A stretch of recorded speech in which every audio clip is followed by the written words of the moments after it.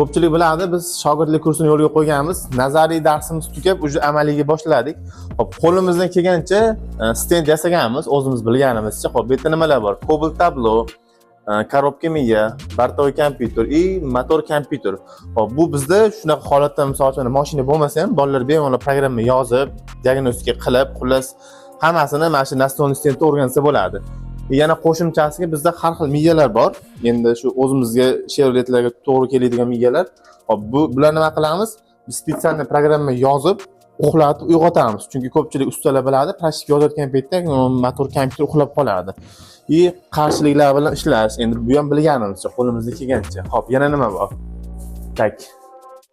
Mana misol uchun cruise controlda ataylar bolalarga tajriba qilganchasiga ro'lab kelganmiz. Buni knopkalarni qo'yib, o'sha knopkalar BSMga sim tortib, cruise controlda o'zi ular programma yozadi.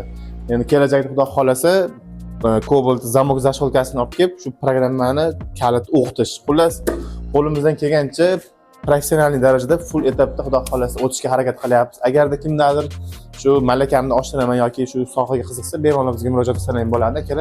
Qo'limizdan kelgancha bilganimizni o'rgatamiz.